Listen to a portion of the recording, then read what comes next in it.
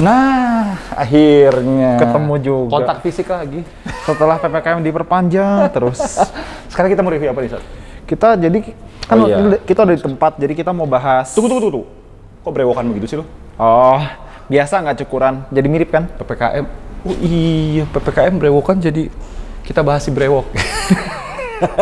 Jadi ini adalah Mini Cooper LCI kedua atau Life Cycle Impulse ya. Iya. Itu bahasanya BMW dan Mini Group untuk facelift.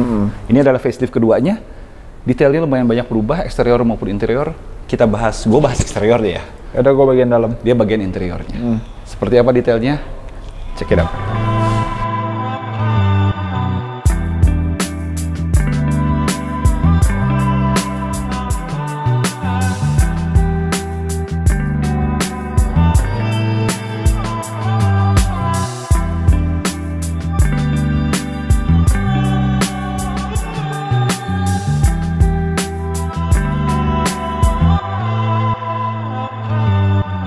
Oke, sekarang kita bahas perubahan-perubahan apa yang ada di Mini Cooper LCI 2 ini. Jadi ini generasi yang sama dengan yang sebelum-sebelumnya. Ini F55, 56, 57. Jadi 56 ini yang 3 door, 55 yang 5 door, 57 ini yang cabriolet atau convertible. Mobil ini sudah ada dari 2013 dan ini adalah perubahan terbaru sekaligus mungkin terakhir ya sebelum dia harus berganti generasi karena udah hampir 10 tahun umurnya. Kita lihat detail-detailnya apa aja. Yuk, mulai dari bagian depan. Seperti tadi gue bilang, bagian depannya jadi punya brewok. Lihat ya. Kalau kalian ingat, versi sebelumnya itu dia tekukannya di sini. Tarik gitu, dan itu chrome. Ditambah, ininya di black out. Jadi chrome-nya kayak stand out gitu loh. Ini dia bikin hitam semua, tapi sininya tuh sewarna sama body. Jadi kesannya ini kayak brewok. Balik lagi. Mungkin kalian pernah lihat Toyota SFR, lihat ya di gambar ini, mirip banget, sama-sama hijau, stabilonya juga mirip banget. Cuman untuk si Mini Cooper ini detail-detailnya juga bagus ya. Kalau kalian lihat ini nggak polos-polos banget, dia kayak ada aksen apa ya, tekukan-tekukan gear kayak gear gitu loh, kayak biar tough, biar rugged gitu loh. Dan dampernya juga sekarang kayak lebih nongol, ditambah air fan-nya sekarang dia lebih besar dan kayak lebih ke tengah dan lebih naik. Kalau dulu kayak lebih ke pinggir, fog lamp hilang, digantinya sama side ventilation. Jadi aeronya jadi lebih bagus dari segi depannya.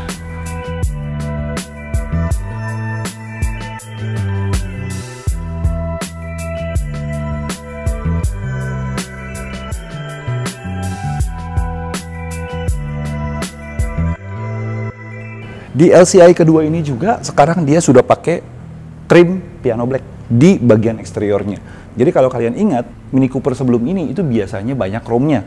Kali ini dia chrome-nya justru malah hilang, digantikan oleh warna hitam. Kalian lihat list depannya warna hitam, logonya pun jadi hitam dengan background abu-abu yang gelap gitu loh. Trim ini juga jadi warna hitam, sampai ke samping spion maupun side scuttle-nya juga semua warna hitam. By the way, side scuttle-nya desainnya baru ya. Kalau dulu lampunya kayak gede banget, ditambah tulisan S yang kecil, sekarang tulisan dan trimnya itu jadi lebih gede, lampunya jadi LED kecil yang tipis. Jadi lebih sporty sih, jadi lebih cakep. Tapi cowakan di sininya sama dengan versi sebelumnya, tidak ada perubahan.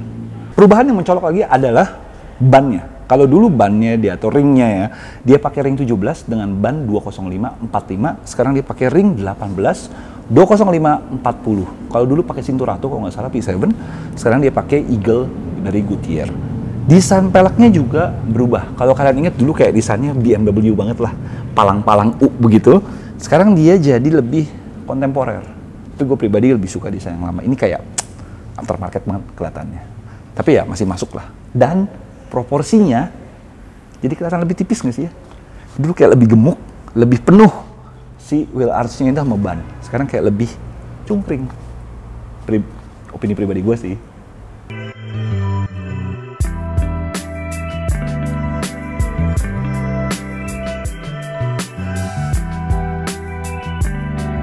Oke, ini si F57, si versi Cabrio-nya.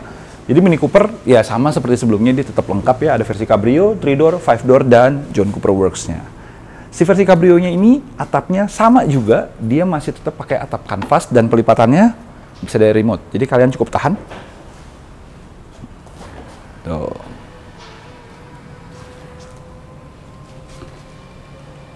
Sabar ya. Lipatannya memang agak lama. Dia butuh waktu sekitar 18 detik dan ini harus ditahan terus. Tapi cukup halus sampai dia menutup. Jadi atap kanvasnya ini bisa kelipat separuh, jadi kayak sunroof juga. Dan lagi-lagi khas Mini Cooper, atap kanvasnya punya motif Union Jack juga. Sama kayak lampu bagian belakangnya. Ya, aksen piano black-nya juga berlanjut di bagian belakang. Kalau kalian lihat trim yang di sininya juga piano black dan trim di sekitar lampunya juga sudah piano black. Lampu sudah mengadopsi sebelum LCI juga sama, sudah pakai motif Union Jack. Jadi ada bendera Inggris di sini. Perubahan yang paling signifikan ada di bagian bumper. Karena sekarang bumpernya kayak lebih apa ya? Lebih wide, terus ditambahin aksen-aksen aero dikit di sini loh. Tuh. Jadi kesannya lebih sporty sih sebenarnya. Plus desain ini jadi sedikit lebih melebar. Kalau dulu kayak lebih menyempit dan ada lampunya kalau nggak salah dulu.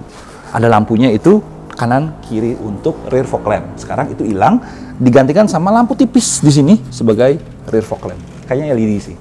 Dia balik lagi desainnya jadi lebih sporty, nyocokin sama keseluruhan desain si mobilnya.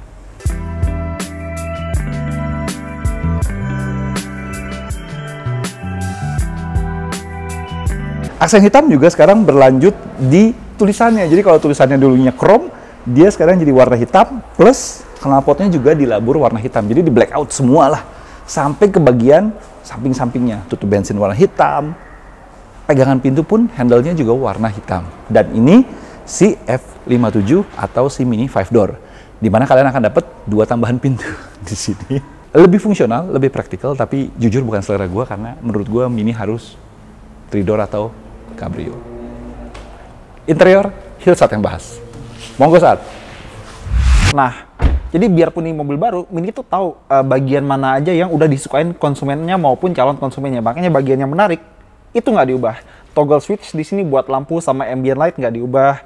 Di sini AC-nya juga puter-puterannya nggak diubah dan switch bahkan buat starternya pun nggak diubah. Jadi salah satu hallmark ya, salah satu ciri khas Mini baru. Terus kita mundur ke sini, dia sekarang pakai gearbox kopling ganda 8 percepatan dan masih penggerak roda depan ya. Dan lagi-lagi desain yang funky khas Mini itu masih ada. Di sini masih ada lampu LED yang kalau kita mainin tuh banyak animasinya. Bedanya sekarang dia dipecah jadi beberapa garis dengan aksen hitam. Terus ini speedometernya, dia kombinasi layar sama analog, jarum biasa. Tapi karena nggak ada topinya, mungkin kalau kena matahari agak sedikit silau. Dan setir seperti biasa bisa diatur sedemikian rupa, naik turun, maju mundur, dan speedometernya bakal ngikutin.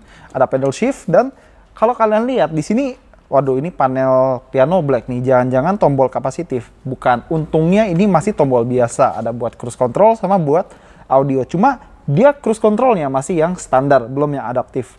Dan kalau kita lihat joknya pengaturannya juga masih sama, full manual buat si Cooper S ini. Dan posisi duduk masih khas Mini banget, mantep, rendah, dan ergonomis. Cuma ada beberapa catatan. Pertama, mobil ini pakai tuas lampu sen itu yang khas BMW jadul. Karena kalau kita sen, dia tuh nggak stay di atas atau stay di bawah. Dia kembali ke posisi awal. Yang begini biasanya ada di BMW Mini sama kalau nggak salah Range Rover Velar. Buat laci-laci ya biasa di sini ada satu. Terus ini salah satu hal yang nggak gue suka dari Mini. Oke, dia ada wireless charging. Tapi dia tuh nggak bisa buat ngecas HP yang gede-gede amat. Nih contoh Galaxy catatan 10. Ini nggak muat nih. Sama posisi rem tangan sama armrest ya sebenarnya agak kurang ergonomis. Kenapa? Karena kalau kita mau narik, ini harus ngelengkahin si armrestnya dulu. Jadi harus begini, baru biar lebih nyaman. Ya begitulah Mini. Dan di sebelah sini ada controller buat Mini Connected. Atau kalau nggak mau pakai ini, dia bisa layar sentuh dan udah ada Apple CarPlay wireless. Sama panel-panel di sini baru, tapi kalau misalnya kalian punya selera lain, tinggal konsultasi aja sama orang Mininya. Ventilasi AC juga bentuknya baru dan dia pakai sistem audio dari Harman Kardon, yang beneran ya, bukan Harman Kardon. Dan ini pakai layar baru yang sedikit lebih gede dan lebih crisp daripada Mini yang kemarin. Nah, sama kalau kalian lihat di kaca depan, itu kan ada kamera. Sekarang Mini Cooper dan Mini Cooper S ini dia udah punya rem otomatis, autonomous braking. Dan nggak cuma itu, dia juga punya lane departure warning. Jadi lebih safe ya dan lebih sedikit lebih canggih daripada yang kemarin, biarpun belum ada adaptive cruise control.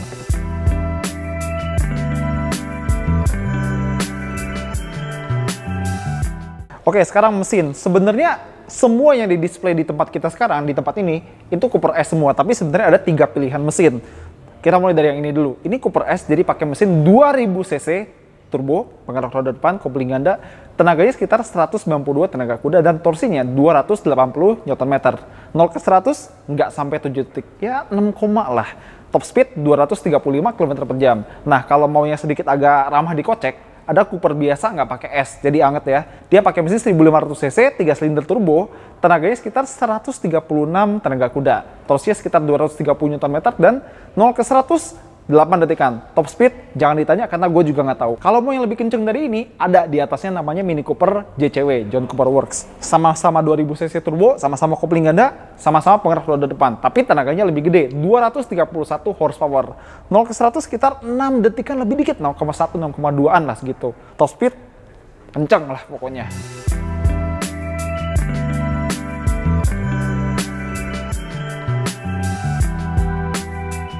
Oke, sekarang kita sampai ke kesimpulannya ya, Sat ya. Oke, jadi tolong boleh eksterior dulu. Eksterior dulu ya. Oke. Jadi kalau dari eksterior sendiri, kalau menurut gua nih ya, Britishnya agak berkurang nih di Mini baru ini. Dia jadi lebih fashion icon, lebih pop icon, lebih funky, lebih rame. Di satu sisi memang dia masih punya esensi Mini ya, yang selalu tampil menarik, selalu tampil atraktif, beda sendiri di jalan ya, terutama dengan warna-warna funky yang seperti ini gitu kan. Interiornya gimana, Sat? Kalau interior jujur mungkin improvementnya di gimmick atau teknologi atau bahkan safety ya. Kita lihat ada rem otomatis, ada kamera depan, dan ada lane departure warning. Jadi sedikit lebih aman daripada Mini yang kemarin udah beredar. Cuma kalian duduk, kalian pegang-pegang itu masih kerasa Mini banget. Duduknya enak, nyetir posisi nyetirnya juga bagus, dan duduk belakangnya sempit. Makanya gue nggak cobain. Tapi paling kagak, lagi-lagi ya, elemen desain di interiornya juga masih matching dengan elemen desain di eksteriornya. Yeah. Jadi quirkiness-nya sebuah Mini itu masih kuat di luar maupun di dalam. Oke, tutup. Oke, jadi itu aja untuk video Mini Cooper S terbaru kali ini. Kalau kalian suka, tekan like, jangan lupa komentar, dan jangan lupa subscribe. Oke, gue Satrio.